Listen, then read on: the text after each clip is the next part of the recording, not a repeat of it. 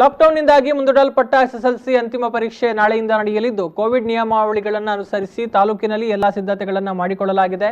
ಕುಂದಾಪುರ ತಾಲೂಕಿನಲ್ಲಿ ಒಟ್ಟು 8 ಪರೀಕ್ಷಾ ಕೇಂದ್ರಗಳಲ್ಲಿ ಪರೀಕ್ಷೆ ನಡೆಯಲಿದ್ದು ಒಟ್ಟು 2457 ಮಕ್ಕಳು ಪರೀಕ್ಷೆ ಎದುರಿಸಲಿದ್ದಾರೆ.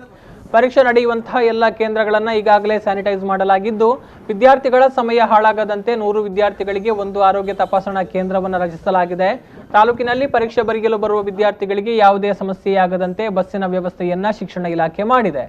ಪ್ರತಿ ಪರೀಕ್ಷಾ ಕೇಂದ್ರದಲ್ಲೂ ಕೂಡ 2 ವಿಶೇಷ ಕೊಠಡಿಗಳನ್ನು ರಚಿಸಲಾಗಿದ್ದು 1ನೇ ಕೊಠಡಿಯಲ್ಲಿ ಕಂಟೈನ್ಮೆಂಟ್ ಝೋನ್ನಿಂದ ಬಂದವರಿಗೆ ಪರೀಕ್ಷೆ ಬರೆಯಲು ಅವಕಾಶ ಕಲ್ಪಿಸಲಾಗಿದೆ. ಇನ್ನು 2ನೇ ಕೊಠಡಿಯಲ್ಲಿ ಪರೀಕ್ಷಾ ಕೇಂದ್ರದಲ್ಲಿ ತಪಾಸಣೆ ಮಾಡುವಾಗ ಸೋಂಕಿನ ಲಕ್ಷಣ ಕಂಡುಬಂದರೆ ಅಂತಹ ವಿದ್ಯಾರ್ಥಿಗಳಿಗೆ ಪರೀಕ್ಷೆ ಬರೆಯಲು 2ನೇ ಕೊಠಡಿಯಲ್ಲಿ ವ್ಯವಸ್ಥೆ ಮಾಡಲಾಗಿದೆ. ಇನ್ನು ಈ ಬಗ್ಗೆ ವಿ4 ನ್ಯೂಸ್ ಜೊತೆಗೆ ಮಾತನಾಡಿದ ಕುಂದಾಪುರ ಕ್ಷೇತ್ರ ಶಿಕ್ಷಣಾಧಿಕಾರಿ ಅಶೋಕ್ ಕಾಮತ್ ಅವರು ವಿದ್ಯಾರ್ಥಿಗಳಿಗೆ ಹೆಚ್ಚುವರಿಯಾಗಿ 90 ದಿನಗಳು ಪರೀಕ್ಷಾ ತಯಾರಿಗೆ ಸಿಕ್ಕಿದೆ. ಈ ಬಾರಿ 8:30ಕ್ಕೆ ಪರೀಕ್ಷಾ ಕೇಂದ್ರಗಳು ತೆರೆಯಲಿದ್ದು ವಿದ್ಯಾರ್ಥಿಗಳು ತಮ್ಮ ತಮ್ಮ ಸ್ಥಳಗಳಲ್ಲಿ ಕೂತು ಅಧ್ಯಯನವನ್ನು ನಡೆಸೋದಕ್ಕೆ ಅವಕಾಶ ಇದೆ. ವಿದ್ಯಾರ್ಥಿಗಳ ಭವಿಷ್ಯ ಹಾಗೂ ಆರೋಗ್ಯವನ್ನು ಗಮನದಲ್ಲಿಟ್ಟುಕೊಂಡು ಪರೀಕ್ಷೆ ನಡೆಸೋದಕ್ಕೆ ಎಲ್ಲ ಸಿದ್ಧತೆಗಳಾಗಿದೆ ಅಂತ ಹೇಳಿದ್ದಾರೆ.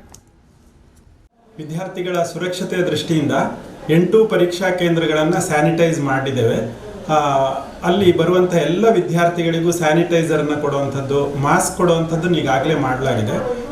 ಸಾಮಾಜಿಕ ಅಂತರವನ್ನು ಕಾಪಾಡಿಕೊಳ್ಳುವಂಥ ಗುರುತರವಾದಂಥ ಜವಾಬ್ದಾರಿ ಪ್ರತಿಯೊಬ್ಬ ಪೋಷಕರು ಮತ್ತು ವಿದ್ಯಾರ್ಥಿಗಳ ಮೇಲೆ ಇದೆ. ಥರ್ಮಲ್ ಸ್ಕ್ಯಾನರ್ಗಳನ್ನು ಪ್ರತಿ ಶಾಲೆನಲ್ಲೂ ಪ್ರತಿ ಪರೀಕ್ಷಾ ಕೇಂದ್ರದಲ್ಲೂ ಸ್ಥಾಪಿಸಿದ್ದೇವೆ. ಪ್ರತಿ 100 ಜನರಿಗೆ ಒಂದರಂತೆ ನಾವು ಆರೋಗ್ಯ ತಪಾಸಣಾ ಕೇಂದ್ರವನ್ನು ಮಾಡಿದ್ದೇವೆ.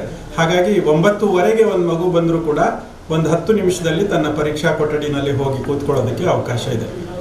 ಇಷ್ಟು ವರ್ಷ ಪರೀಕ್ಷಾ ಕೇಂದ್ರದ ಪರೀಕ್ಷಾ ಕೊಠಡಿಗಳನ್ನು ಪರೀಕ್ಷೆ ಪ್ರಾರಂಭವಾಗುವ 15 ನಿಮಿಷ ಮುಂಚಿತವಾಗಿ ಓಪನ್ ಮಾಡ್ತಾ ಇದ್ವಿ. ಈ ಸಲ 8:00ವರೆಗೆ ಎಲ್ಲ ಪರೀಕ್ಷಾ ಕೊಠಡಿಗಳು ಓಪನ್ ಇರುತ್ತೆ. ವಿದ್ಯಾರ್ಥಿಗಳು ಮುಂಚಿತವಾಗಿ ಬಂದರೆ ಅಲ್ಲೇ ಕೂತ್ಕೊಂಡು ತಮ್ಮ ಅಧ್ಯಯನವನ್ನು ಮುಂದುವರಿಸಬಹುದು.